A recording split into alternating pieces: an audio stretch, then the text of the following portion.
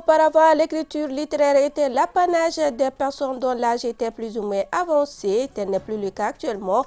Ils sont de plus en plus nombreux les jeunes à s'y intéresser. Les détails dans ce journal. Sport Football Ligue africaine des champions tour aller préliminaire. La AS Real a pris hier l'eau à domicile 3-0 face au FC Nouadhibou de la Mauritanie. Le résumé de ce match dans cette édition. Vous avez choisi Wartem 2 pour vous informer et vous avez bien fait. Mesdames et messieurs, bonsoir et bienvenue. Si certains jettent leurs ongles et leurs cheveux après les avoir coupés, d'autres en revanche les conservent ou les détruisent autrement. Les derniers sont partagés entre prescription de la religion musulmane et tradition selon laquelle les ongles et les cheveux peuvent être utilisés par des personnes mal intentionnées. Samba Sanogo. Allah dit dans le Saint-Coran, c'est lui qui lui donne la mort et le met au tombeau. Donc, voyant ce verset avec son sens, donc l'être humain a été sacré pour Allah. Donc, quand l'homme meurt, on doit lui enterrer.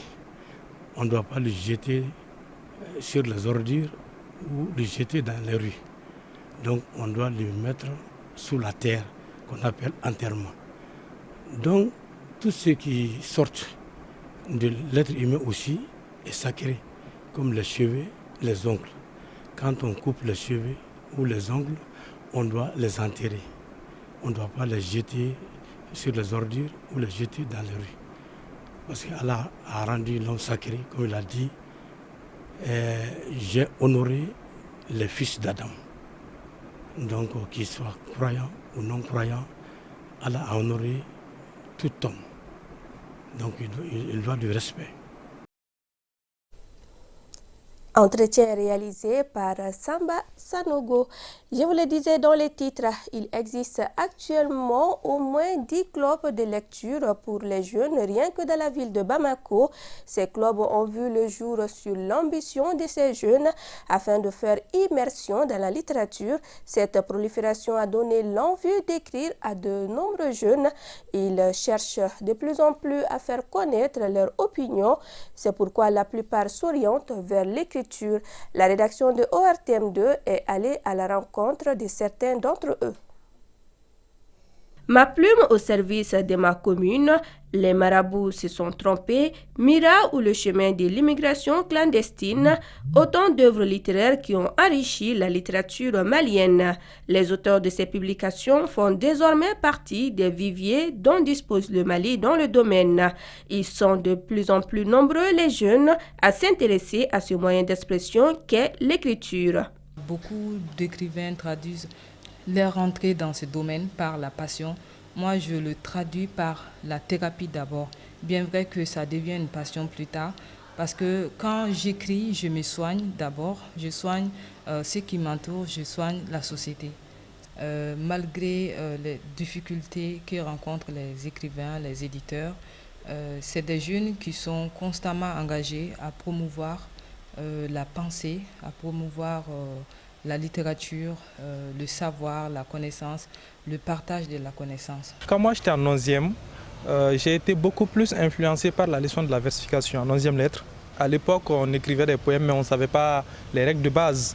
Mais dans la leçon de la versification, on a compris que pour écrire un poème, il y a des règles de base. Et tout de suite, on a été passionné par la poésie et on a essayé d'écrire des petits poèmes. Je voulais conseiller, je voulais sensibiliser. Moi aussi, je voulais dire mes mots. Cela n'était possible qu'avec la plume. Si prendre la plume pour s'exprimer est une chose, parvenir à la publication de ses œuvres en est une autre, en ce sens que le chemin est parsemé d'embûches. Moi, c'est grâce à la publication de mon deuxième livre que je suis parvenu à voir certaines villes de mes propres yeux. Mais il y a des défis et il y a des difficultés. D'abord, quand on dit que tu es écrivain, il faut être un grand lecteur. Lorsque vous écrivez, vous devez prendre votre temps d'écrire, de réécrire, ce qui fait qu'il y a certains écrivains qui vont jusqu'à dire que toute écriture est une réécriture. Donc ça, c'est un point. Quand le livre aussi est publié, tu ne dois pas te limiter à la publication du livre, tu dois faire la promotion du livre. Et aujourd'hui, les écrivains sont surtout confrontés à des difficultés de promotion. D'abord, le fait de matérialiser les idées, cela même est complexe. Donc après cela, il y a aussi la question d'édition. Quand tu matérialises tes idées, il faut aller vers l'éditeur. Et en principe, l'édition, ça a un coût. Il y a les parents aussi beaucoup de parents aussi qui ne comprennent pas. Ils pensent que quand telle personne publie un livre, là déjà il a beaucoup d'argent. C'est la mentalité de beaucoup de parents. Toute chose qui n'est pas de nature à décourager ces jeunes ambitieux qui ont même mis en place des alternatives pour aider leurs pairs. Nous soutenons les jeunes à produire leurs textes. Nous les encourageons beaucoup, surtout les jeunes femmes. Et partant de là, nous avons publié beaucoup de jeunes, des femmes comme des hommes. Et très fréquemment, nous recevons même des manuscrits et la plupart, c'est des jeunes. La littérature est un moyen d'expression. C'est pourquoi ces jeunes demandent de l'accompagnement à travers notamment la création d'espaces littéraires susceptibles de mettre en valeur les œuvres. Un mot de santé à présent. L'eczéma est une inflammation de la peau, le plus souvent chronique ou aiguë. Cette pathologie est d'origine allergique. Elle peut toucher tout le monde et se manifeste par de petites plaques qui démangent. La maladie se soigne et le traitement s'effectue en fonction des types. C'est ce que nous dit Kunandi Bamani. Une dermatose très fréquente, l'eczéma se caractérise par des facteurs favorisants. Et c'est une maladie qui peut atteindre tous les corps selon son évolution. Il y a la cause naturelle. Les germes peuvent venir de la poussière et quand la personne n'est pas très propre, donc là tu peux faire des eczémas. Les causes professionnelles, celui qui est dans les produits chimiques. Donc le lichen par exemple peut provoquer certaines réactions qui peuvent donner des eczémas. Ça débute par un simple grattage. L'eczéma est une pathologie non contagieuse dont le diagnostic se fait le plus souvent à l'aide des examens cliniques. On peut remarquer la plaque bien limitée. Selon l'évolution, ça peut donner également des colorations. Bon, le diagnostic clinique, la personne quand il arrive, on pouvait voir comment on appelle ces eczémas. À l'observation, on peut distinguer les pathologies. La dermatose atopique se traite et le traitement varie selon les types. Le traitement consiste à l'asepsie de la peau, c'est-à-dire être très propre. Donc on peut conseiller des savons selon la cause, selon la localisation. Si c'est les plis ou bien les appareils génitaux, donc là-bas, c'est les champignons qui sont les principaux agents responsables. Les mycoses. Donc là, on donne des antifongiques, des antimycosiques. Quand c'est beaucoup plus compliqué, on peut recourir même à la corticothérapie. Le traitement local aussi, c'est l'application ou bien une combinaison de certaines pommades qui peuvent faire le traitement. D'origine génétique, il est difficile de prévenir cette affection cutanée. Cependant, Dr Benoît nous préconise d'adopter une bonne hygiène corporelle afin d'éviter les maladies dermatologiques. Football, Ligue africaine des champions, tour préliminaire aller. La AS Real a pris hier l'eau à domicile 3-0 face au FC Nouadhibou de la Mauritanie. Ce résultat augure un match retour difficile pour les Scorpions. Le résumé de l'AS Real FC Nouadhibou avec Sragatou Cissé. Soirée compliquée pour l'AS Real de Bamako. Les Scorpions sont piégés à domicile 3-0 par les Mauritaniens de FC Nouadhibou. Les visiteurs déroulent comme dans leur jardin au 37e par Oumar Mangane, 72e et 82e minute par le même joueur Sidi Bouna Amar Sidi Amar pour un doublé. Un ressort est cassé dans cette équipe de l'AS Real. On a eu beaucoup de 3 balles arrêtées, on ne parvient pas à marquer. Voilà. Mais on est normalement déçus. C'est que tout le monde est là. C'est que aujourd'hui qui n'est pas déçu. On est déçus aussi. Mais ça fait partie du métier. Vous avez parlé du mental. Moi, je pense que c'est. Je vais éviter de parler d'une nouvelle équipe. Réellement, la majorité de ces joueurs-là, c'est C'est la première fois de jouer aussi à ce niveau. Le FC Nouadhibou a gagné la bataille de Bamako. Because in front of us, we have a very good team. Il y avait un adversaire de taille en face. Après, le Real avait eu des occasions pour changer la donne du match. Mais on ne sait pas ce qui se passe avec le football, c'est comme ça. On avait un bon gardien qui était dans son jeu et des bons joueurs.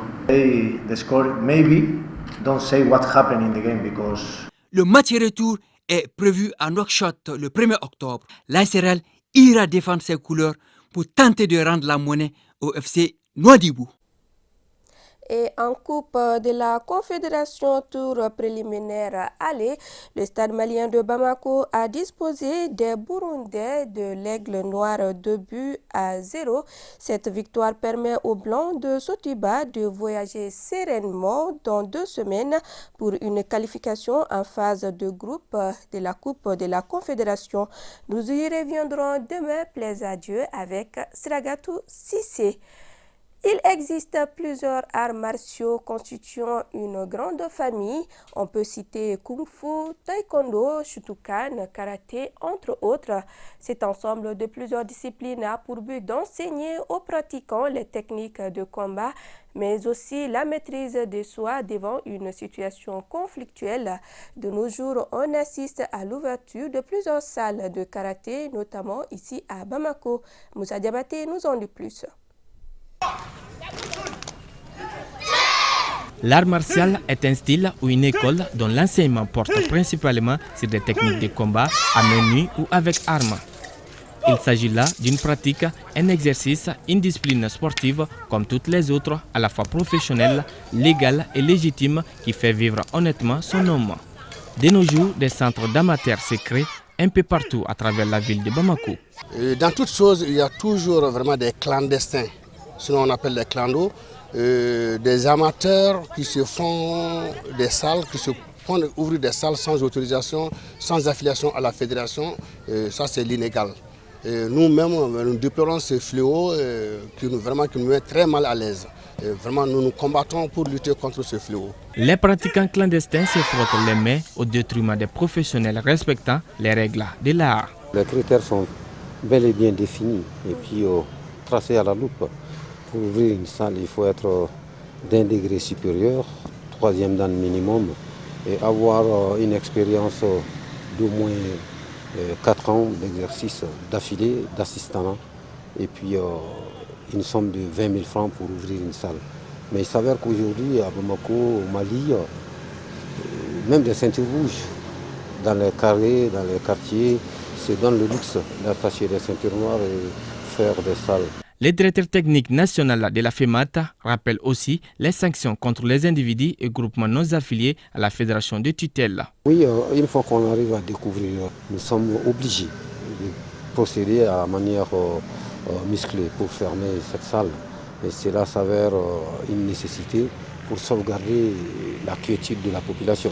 Parce qu'il ne faut pas prendre aux gens la manière d'attaquer et de faire mal, et laisser tout le monde le faire et sans pour autant, sans avoir la moralité nécessaire escomptée. Il en est de même du karaté Shotokan, un art martial japonais de plus en plus pratiqué dans notre pays. Avant de parler de la salle non autorisée, il faut que ça soit bien organisé au niveau fédéral d'abord. Parce que c'est la fédération qui prend compte pour les salles clandestines, comme vous avez aussi bien dit.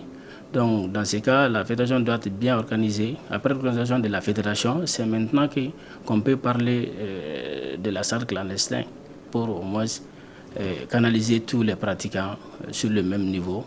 Le but initial est d'octroyer aux pratiquants des arts martiaux un espace d'expression pour faire valoir les talents.